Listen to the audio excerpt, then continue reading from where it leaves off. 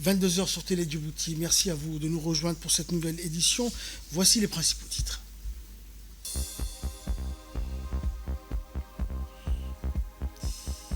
Le sommet FOCAC est ouvert donc à Pékin. Le président de la République, Ismaël Omar Guelleh, prend part donc à ce sommet. Et le Conseil de sécurité des Nations Unies a tenu sa deuxième réunion concernant Gaza en moins d'une semaine.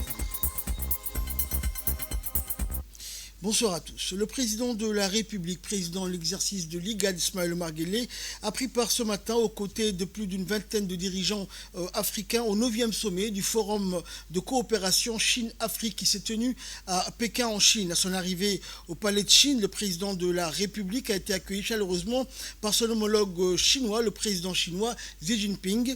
Et outre les dirigeants africains, la séance d'ouverture de cet événement phare a été marquée par la présence du secrétaire général des Nations Unies, Antonio Guterres, en plus des représentants de plusieurs organisations régionales et internationales. Après l'accueil en grande pompe destiné aux dirigeants et aux chefs d'État et de gouvernement du continent africain qui ont pris part à la traditionnelle photo de famille, ce sommet entre la Chine et l'Afrique jette une base solide pour renforcer davantage une coopération stratégique et un partenariat gagnant-gagnant à travers l'adoption, entre autres, d'un plan d'action de Pékin en plus d'une feuille de route pour la mise en œuvre de la coopération sino-africaine au cours des 3 prochaines années. L'ouverture du sommet, Xi Jinping, le président chinois, a fait part de la disposition de la Chine à travailler avec l'Afrique pour mettre en œuvre 10 plans d'action de partenariat au cours des 3 prochaines années afin de faire progresser conjointement la modernisation. Le programme de sommet a été riche en échanges entre les leaders africains et chinois. La rencontre comprenait 4 réunions de haut niveau sur la gouvernance de l'État, l'industrialisation et la modernisation agricole, la paix et la sécurité, ainsi que la coopération de qualité dans le cadre de l'initiative La ceinture et la route. Et selon un rapport annuel InvestWorld, les investissements chinois publiés indiquent que la Chine est le premier partenaire commercial du continent africain avec des échanges bilatéraux à hauteur de 167,8 milliards de dollars, soit 151,8 milliards d'euros. A noter que le président de la République, Ismaël Omar Guelleh, a rencontré son homologue chinois Xi Jinping lundi dernier pour discuter notamment des relations stratégiques, de rencontres bilatérales adjointes à ce 9e sommet.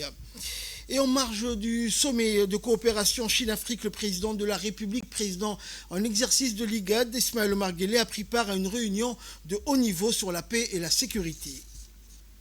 Au cours de cette réunion de haut niveau qui a réuni plusieurs chefs d'État des pays africains, plusieurs sujets ont été à l'ordre du jour, notamment les défis sécuritaires que connaissent plusieurs pays de la région, notamment le Soudan et les conséquences du changement climatique.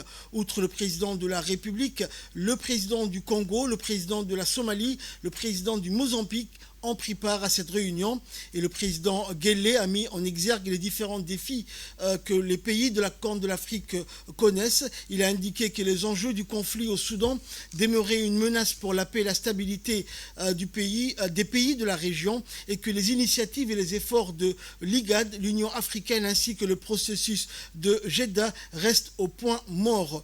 Djibouti, qui assure la présidence de l'IGAD et en tant que pays frère, continue inlassablement à œuvrer en vue d'un cessez-le-feu. Pas plus tard que le mois dernier, Djibouti avait abrité une retraite de médiateurs visant à conjuguer les différentes initiatives de façon à ramener pacifiquement le Soudan à un processus politique inclusive, a dit en substance le président de la République dans son allocution. Il a indiqué également que la tenue du prochain scrutin au Sud-Soudan sera une étape importante qui va contribuer à consolider non seulement une paix durablement gagnée, mais à tracer également la voie vers un avenir plus stable et plus prospère. Et dans un discours qu'il a prononcé lors de ce sommet, le président de la République avait indiqué dans un premier temps aujourd'hui que nous sommes tous conscients de l'ampleur et de l'acuité des menaces sécuritaires dans plusieurs régions du monde et particulièrement en Afrique qui, elle, fait face à des défis majeurs concomitants, notamment climatiques, sécuritaires et socio-économiques. On écoute le président de la République, Ismaël Omar Guelleh. Excellences, M. Ould Cheikh Ghazaoui, président de la République islamique de Mauritanie, président en exercice de l'Union africaine, Monsieur le chef d'État du gouvernement, Mesdames et Messieurs, distingués invités, tout protocole observé. Je tiens de prime abord à remercier notre hôte, Son Excellence, M. Xi Jinping, président de la République populaire de Chine, ainsi que le gouvernement et le peuple chinois pour l'accueil chaleureux et l'intention toute particulière qui nous a été réservée depuis notre arrivée à Pékin. Je voudrais également saluer la tenue de ce sommet qui est une véritable célébration de l'amitié et du partenariat africain. La Chine et l'Afrique partagent en effet une vision commune d'un avenir où le développement durable et la prospérité sont accessibles à tous. Et au regard du contexte international extrêmement changeant que nous connaissons aujourd'hui, nous nous réjouissons davantage de cette position constante fondée sur le respect mutuel, la sincérité et la recherche des résultats concrets. Grâce aux efforts consentis par la Chine et l'Afrique, nous pouvons aujourd'hui affirmer avoir surmonté un certain nombre de nos défis. Nous remercions le président Xi Jinping pour les 10 initiatives avancées ce matin et son engagement appuyé en faveur de ce partenariat sino-africain. Nous sommes tous conscients de l'ampleur et de l'acuité des menaces sécuritaires dans plusieurs régions du monde et particulièrement en Afrique, qui, elle, fait face à des défis majeurs concomitants, notamment climatiques, sécuritaires ou socio-économiques. Des défis qui transcendent les frontières, favorisent l'instabilité et mettent en péril ce que nos sociétés ont de plus essentiel, la pérennité de leur existence. Nous assistons en outre ces dernières années à une résurgence inquiétante des conflits internes. Et ce, malgré les multiples mécanismes et initiatives locales, régionales et internationales. La Chine et l'Afrique partagent en effet une vision commune d'un avenir où le développement durable et la prospérité sont accessibles à tous. Au regard du contexte international extrêmement changeant que nous connaissons aujourd'hui, nous nous réjouissons davantage de cette position constante fondée sur le respect mutuel, la sincérité et la recherche de résultats concrets.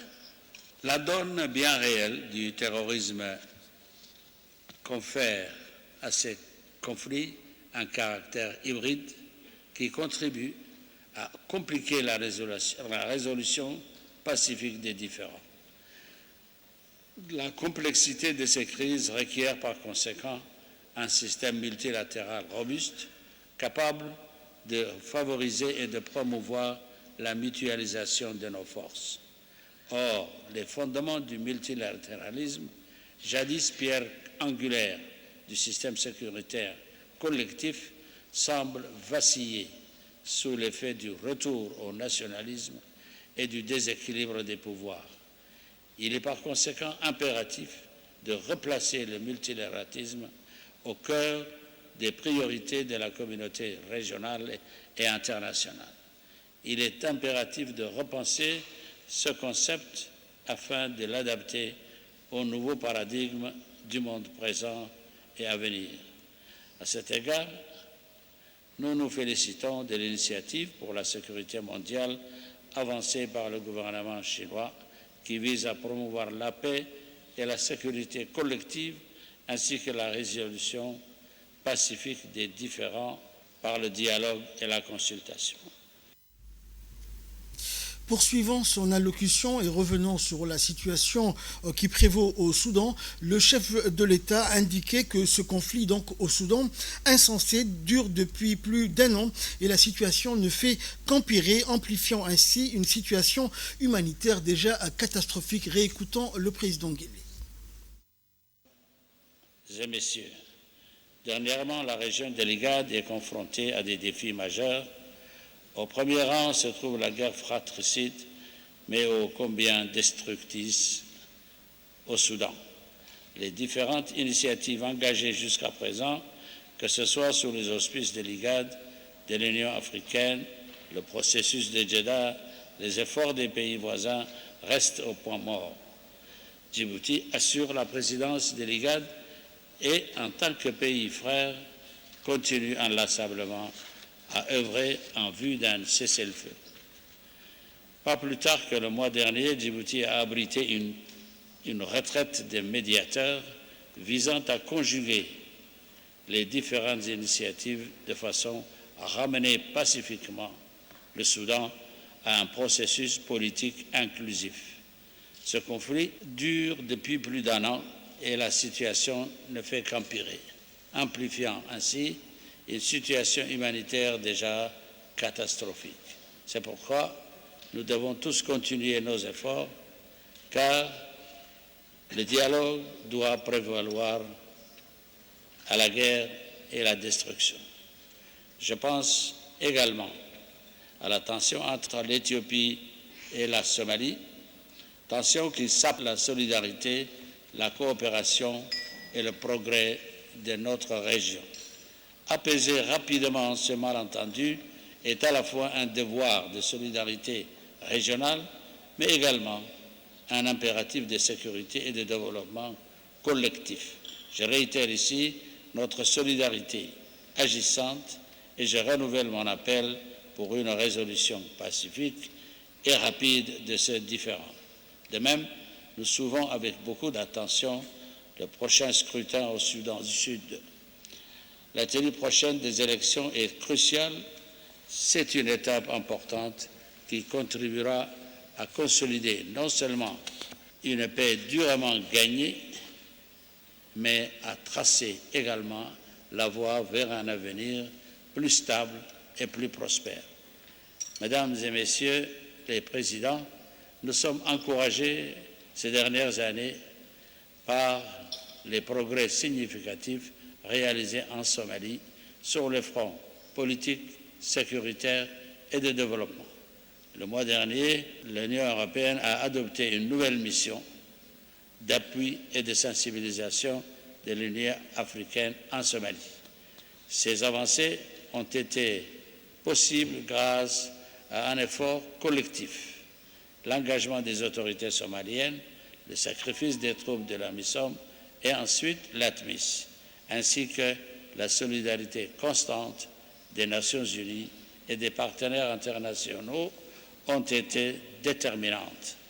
Cette nouvelle mission AUSSOM, qui constitue la dernière ligne droite, requiert plus que jamais le soutien total de la communauté internationale. Pour conclure, loin de ce tableau triste que je viens de peindre, l'Afrique a conscience de ses atouts et travaille pour l'avènement d'une nouvelle ère de paix et de développement, particulièrement avec notre partenaire privilégié, la Chine. Et cette Afrique-là, cette Afrique pleine de promesses, est justement réunie aujourd'hui à Beijing. Je vous remercie.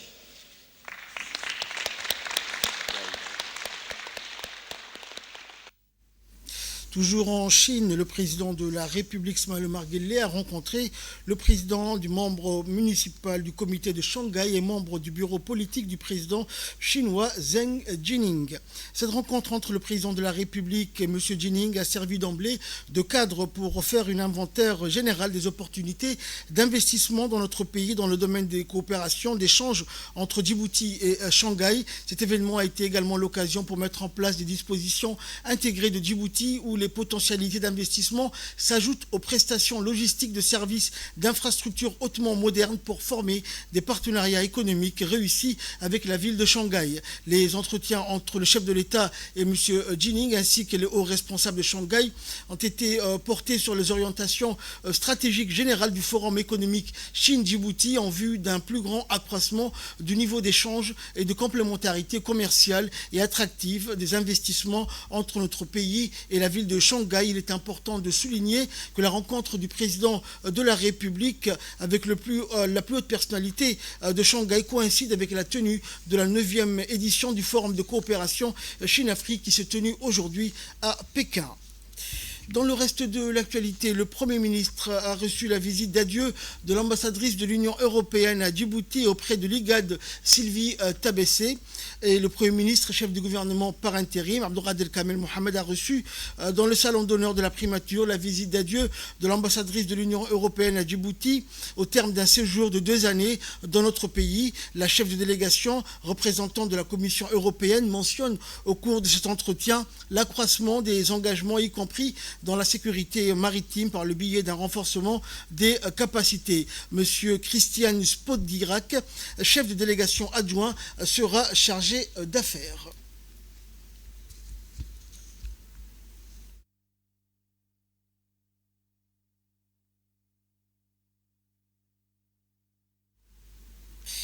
Et le président de l'Assemblée nationale d'Il-Eita, Mohamed Il-Eita, accompagné de l'ambassadeur de Djibouti aux Émirats arabes unis, Moussa Mohamed Ahmed, et de la délégation parlementaire djiboutienne, au cours de sa visite aux Émirats arabes unis, a visité la grande mosquée Cheikh Zayed Al-Nahyan, dont l'œuvre d'art architecturale imposante incarne le message de paix, de tolérance et de diversité de l'islam et reflète ses valeurs authentiques.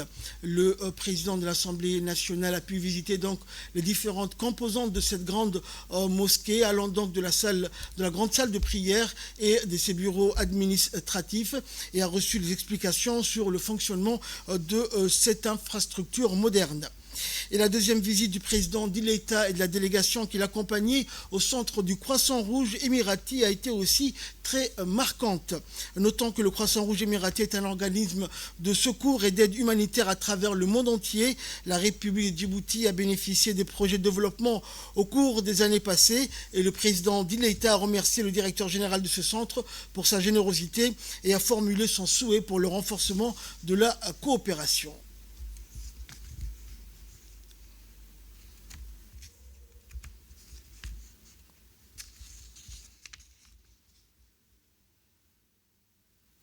Retour à Djibouti, à l'instar des autres régions, la reprise des établissements secondaires a eu lieu dans l'ensemble de la région de Tadjoura. C'était mardi 3 septembre dernier. Au total, quelques 1500 lycéens ont repris le chemin de l'école, à savoir le lycée d'enseignement général de Tadjoura, de Sagalou, de Randa, de Dora et le lycée technique de la ville de Tadjoura. L'ensemble des enseignants ont répondu présents à leur poste d'affectation.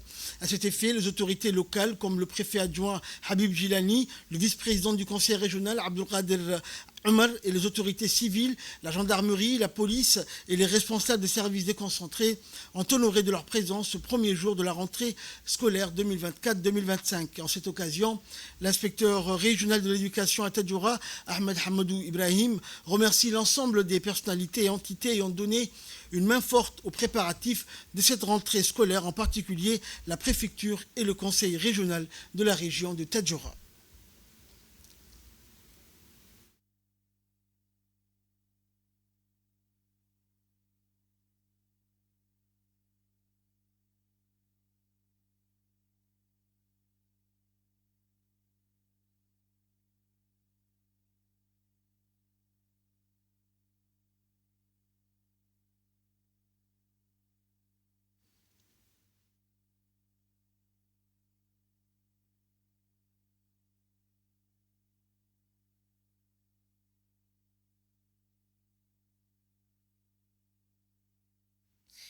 Et fait divers pour clore l'actualité nationale hier soir dans la capitale. Un incendie s'est déclaré donc au niveau du quartier 7 et l'on déplore la destruction de plusieurs maisons en planches. L'incendie s'est déclaré donc en début de soirée. L'intervention des pompiers a permis de maîtriser l'incendie et d'après les premières informations, une partie des habitations a été détruite, certaines en partie, et l'on déplore heureusement aucune victime. On ne connaît encore les raisons de cet incendie, mais une enquête a été ouverte pour savoir les circonstances et l'origine de ce sinistre.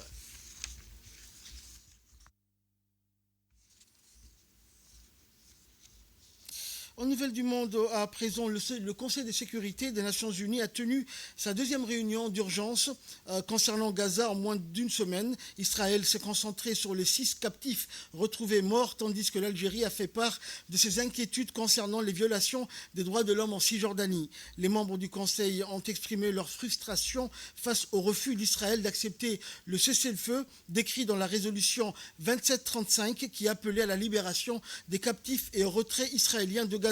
Les États-Unis ont appelé à la patience avec la diplomatie, tandis que d'autres membres, dont la Guyane et la Slovénie, ont exigé des progrès plus rapides et ont mis en garde contre de nouvelles mesures si la guerre continue. Les 2 autres responsables de l'ONU ont salué les pauses humanitaires locales qui ont permis le lancement de la campagne de vaccination d'urgence contre la polio. Au Pakistan, nouvelle technologie d'adduction en eau potable. Face à la pénurie d'eau, les habitants de Karachi expérimentent une nouvelle technique d'approvisionnement en eau potable mise en place par une start-up du nom d'Hassani. Il s'agit d'un système de capteurs automatisés fixés dans les conduites d'eau connectées aux habitations. Il fonctionne à partir d'un moteur électrique puis remplit automatiquement les réservoirs de stockage à mesure que l'eau arrive dans les conduites. Le Pakistan se classe au 14e rang des 17 pays au monde soumis à un stress hydrique de base extrêmement élevé selon l'organisation de recherche mondiale à but non lucratif, le World Resource Institute. Aujourd'hui, un nouveau système conçu par Hassani, une start-up de Karachi, donne de l'espoir à de nombreuses familles et entreprises de la ville.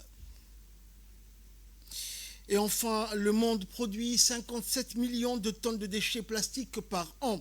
C'est une étude publiée hier par des chercheurs de l'université de Leeds dans la revue Nature qui sonne l'alerte. Le monde produit 57 millions de tonnes de pollution plastique chaque année, des déchets qui finissent leur course dans les océans, les points les plus culminants de la planète et les corps humains. Ils proviennent en majorité de l'Asie du Sud-Est et de l'Afrique subsaharienne. Les services de collecte et d'élimination des déchets dans ces régions battent de l'aile. L'Inde est le premier producteur mondial de déchets plastiques avec 10,2 millions de tonnes par an, alors que le Nigeria, notamment la capitale Lagos, est la ville qui émet le plus de pollution plastique. Luanda, la capitale angolaise, figure aussi parmi les villes les plus polluantes. Alors que l'idée de l'élaboration d'un traité juridiquement contraignant sur la politique plastique, les travaux vont se poursuivre en Corée en novembre prochain. C'est ainsi que prend fin cette édition. Merci à vous de nous avoir suivis et excellent week-end sur Télé Djibouti.